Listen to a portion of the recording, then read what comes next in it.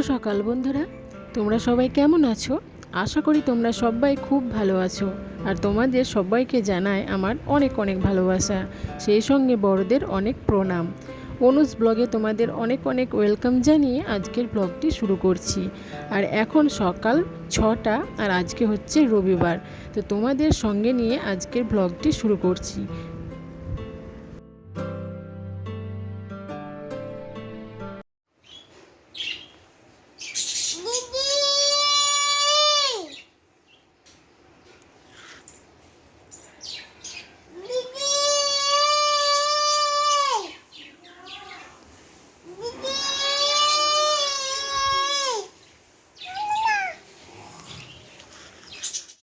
মা বাসি কাপড়টি কাচার জন্য বাথরুমে ঢুকেছে, আর দেখো আমার মেয়ে চিৎকার করে তার ঠাম্মাকে ডাকছে।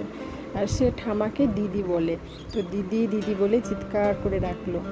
আর আজকে আমার মেয়ে একটু তাড়াতাড়ি ঘুম থেকে উঠেছে, তো ওকে ঘুম থেকে উঠিয়ে ফ্রেশ না করে দিয়ে একটা হাতে ব্রাশ ধরিয়ে দিয়ে আমি আঙিনার মধ্যে নামিয়ে দিয়েছিলাম। একটু হাঁটাচলা করছিল, সেই ফাঁকে আমি আমার বাসি কাজকর্মগুলো সেরে ফেললাম। মেয়ে নিজে নিজে ব্রাশ করতে পারে না, ওকে জাস্ট একটু আমি হাতে দিয়েছিলাম। আমি আবার পরে আঙুল দিয়ে পরিষ্কার করে দিয়েছি, আঙুল দিয়ে আর ওই যে সুতির কাপড় দিয়ে মুখের ভেতরে আঙুলটা দিয়ে আমি ওর মুখটা পরিষ্কার করি।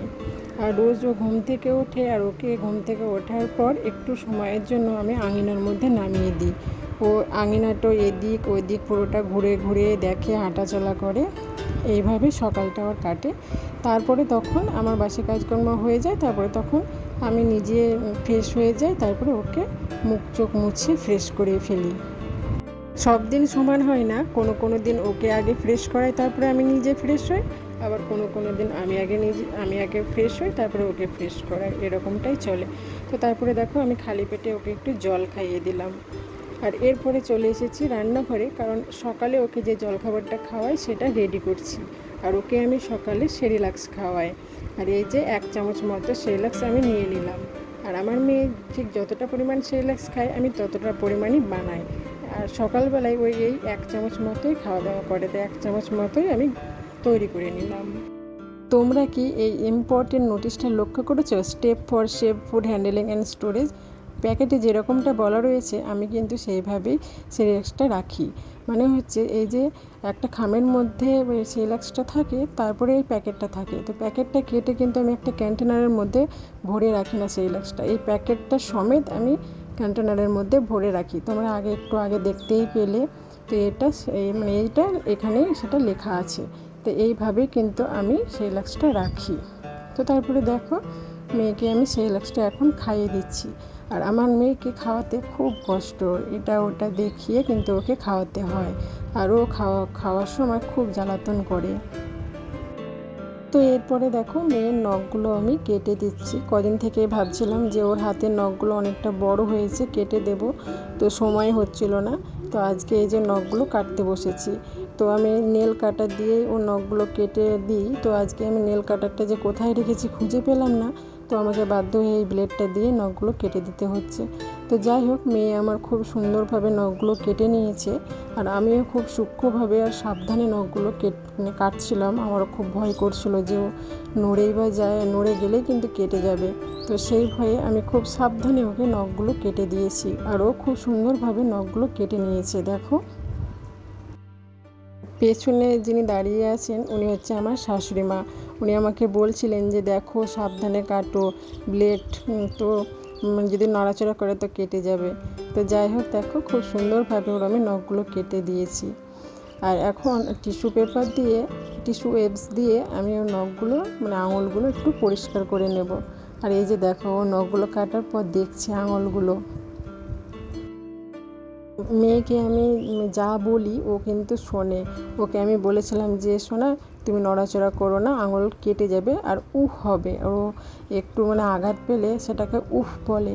তো ওকে আমি বলেছিলাম যে উফ হবে, তুমি নড়াচড়া করবে না। তো দেখো ও কিন্তু একটুও নড়াচড়া করেনি। তো কয়েকদিন আগে ওর পাপা ওর চুল কেটে দিয়েছিল, তো সেই দিনও কিন্তু খুব সুন্দরভাবে নিয়েছিল। আর এই যে দেখো তোমাদেরকে একটু টাটা দিয়ে দিল। আমার মেয়ের সব কিছুই ভালো, যা বলি সব শোনে, খুব শান্তশিষ্ট। শুধু একটা জায়গাতে মানে ও খাবার টাইমে খুব জ্বালাতন করে, মানে চুপচাপ বসে খেতে চায় না, আর ওকে জোর করে খাওয়াতে হয়। বাড়ির আঙিনায়, রাস্তাঘাট, এদিকে ওদিকে বেরিয়ে পাখি দেখিয়ে, হনুমান দেখিয়ে খাওয়াতে হয়। খাওয়ার সময় খুব জ্বালাতন করে, তবে ও যেটুকু মানে খেতে চায় আমি ঠিক ততটাই কিন্তু খাওয়াই, জোর করে খাওয়াই না। তো এই যে দেখো নখগুলো কাটা হয়েছে খুব সুন্দরভাবে।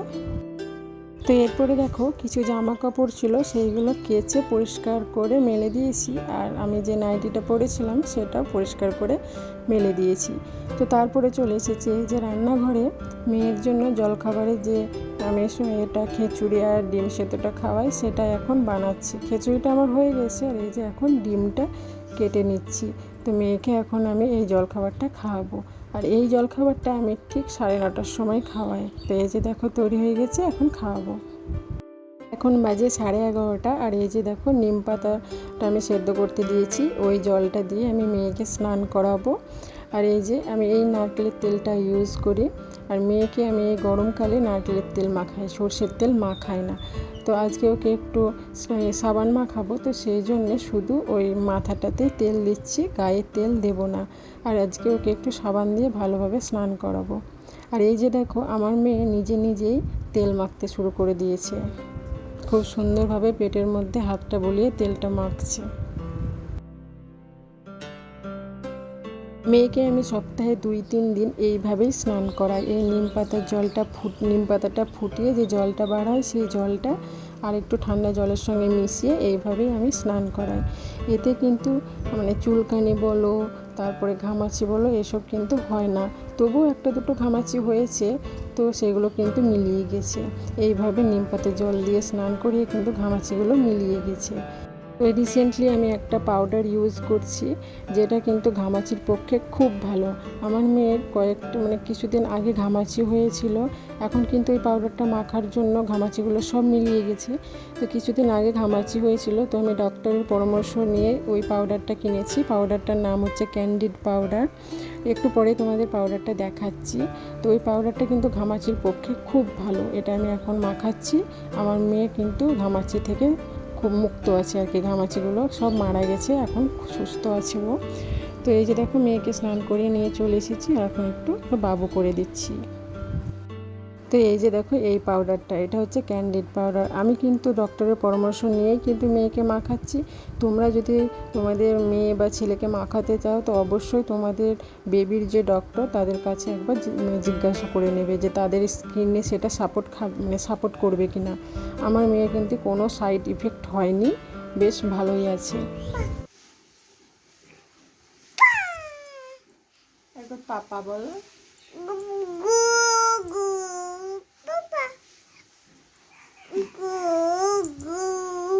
দাদা বলো, দাদা বলো, দাদা,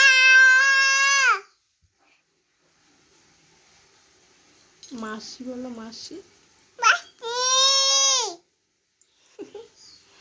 এবার বলো দাদু, দাদু,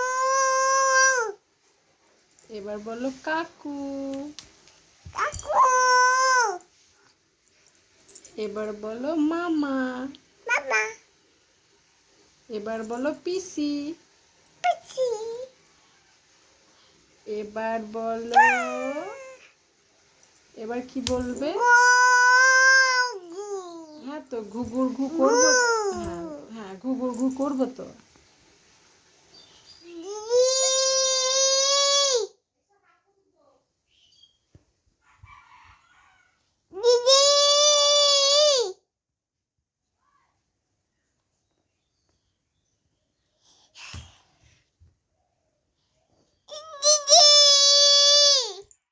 ওকে স্নান করানোর পর একটু শুয়ে শুয়ে ওর সঙ্গে মজা করছিলাম, আর এখন ওকে এই যে ভাত খাওয়াবো। তো একটা মাছ ভাজা করে নিয়েছি, আর ওর জন্য একটা আলাদা করে একটু তরকারি করেছি, তো সেইটা দিয়ে মেয়েকে ভাত খাইয়ে দিলাম। আর ভাত খাওয়ার ঠিক 1 ঘন্টা পর এই যে মেয়েকে একটা ফল দিচ্ছে, আম। আমার ঘরে যেদিন যেমন ফল থাকে ওকে সেদিন তেমন আমি ফল দিই, তো ওকে আজকে আমি আম দিলাম। আর আম খেতে আমার মেয়ে ভীষণ ভালোবাসে। আমটা খাওয়ার পর মেয়ে কিন্তু বেশ কিছুক্ষণ ঘুমিয়েছিল, আর এই যে দেখো এখন ঘুম থেকে উঠে পড়েছে, আর এখন বাজে ঘড়িতে 4:30। তো মেয়েকে একটু গামছা দিয়ে, ভিজে গামছা দিয়ে গাটা মুছিয়ে দিচ্ছি, কারণ মানে কী পরিমাণে যে গরম কি বলবো। এই ঘরে যে আছি মনে হচ্ছে যেন মানে রুম হিটার লাগানো আছে ঘরে, এরকমটা মনে হচ্ছে, এত গরম। তো মেয়েকে আমি সকালে বলো, দুপুরে বলো, বিকেলে বলো, তারপর সন্ধে বলো, সব সময়তে একটু মানে ওই ভিজে গামছা দিয়ে ওকে মানে গাটা মুছিয়ে দিই। তারপরে এই যে আমি এইভাবে ওকে পাউডার লাগিয়ে দিই। আর এই যে দেখো আমার মেয়ে 2 হাত তুলে দাঁড়িয়ে আছে, ও পাউডার মেখে নিচ্ছে, মানে ও পাউডার মাখতে ভীষণ ভালোবাসে, তোমরা দেখতেই পাচ্ছ। মেয়েকে আমি সারা দিন আর রাত্রি মিলে 4 থেকে 5 বার গা মুছিয়ে দিই ভিজে গামছাতে। আর কি পরিমাণ গরম কি বলবো তোমাদের, আমাদের এখানে তো প্রচণ্ড গরম, আর আমাদের বাড়িতে বেশি গরম। আর এই যে দেখো আমার মেয়ে কী সুন্দর তোমাদের নাচ দেখিয়ে দিল। তো যে গামছাটা দিয়ে আমার মেয়েকে গা মুছিয়ে দিই, সেই গামছাটা মানে খুব করে নিংড়ে নিতে হবে, যাতে ওর মধ্যে জল না থাকে, নইলে কিন্তু ঠান্ডা লেগে যাবে। আমি হালকাভাবে ভেজাই দিয়ে ওকে গা মুছিয়ে দিই।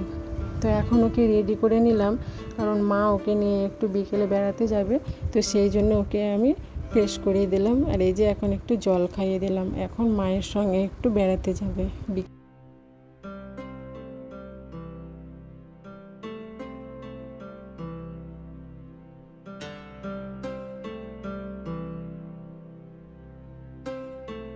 এই যে দেখো বিকেলে বেরিয়ে চলে এসেছে, আর এখন সন্ধেও লেগে গেছে। আর এদিকে আমার মেয়ের কাণ্ড দেখো, মুড়ি খাচ্ছে। আসলে কি বলো তো, বাবা আজকে মিল থেকে মুড়ি ভেজে নিয়ে এসেছে, তো মা এই যে মুড়িগুলোকে চেলে এখন এই ড্রামের মধ্যে ভরে নিচ্ছে, আর ও খাবলে খাবলে এই মুড়িগুলোকে তুলছে আর খাচ্ছে। আর এই যে দেখো আমি সন্ধেবেলায় সন্ধে দিয়ে এখানে প্রণাম করেছি, সেটা দেখে কিন্তু আমার মেয়ে প্রণাম করছে। আসলে কি বলো তো, ছোটো বাচ্চারা কিন্তু যা দেখে সেটাই কিন্তু তারা ক্যাচ করে ফেলে। ঘরে সন্ধে দিয়ে এখন চলে এসেছি রান্নাঘরে, আর মেয়ের জন্য এই যে একটু দুধ সুজি বানালাম। আর রোজ সন্ধেবেলায় মেয়েকে আমি দুধ সুজি বানিয়ে খাওয়াই, আমার মেয়ে ভীষণ ভালোবাসে খেতে। তো এই যে দেখো দুধ সুজিটা তৈরি হয়ে গেছে, আর এখন একটু মিচড়ি মিশিয়ে নিলাম, তো ওকে এখন এটাই খাওয়াবো।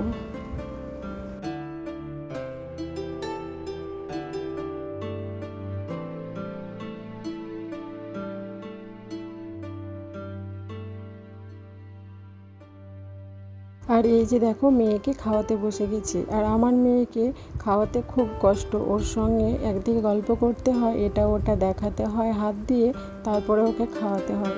তো আজকে কিন্তু সেরকম দুষ্টুমি করছে না, বেশ ভালোই খাচ্ছে। মেয়েকে খাইয়ে চলে এসেছি এই যে এই ঘরে, এই ঘরটা একটু পরিষ্কার করে নেব। আর এই ঘরটা হচ্ছে আমার দেওরের ঘর, আমার দেওর যখন আসে এই ঘরটাতে থাকে।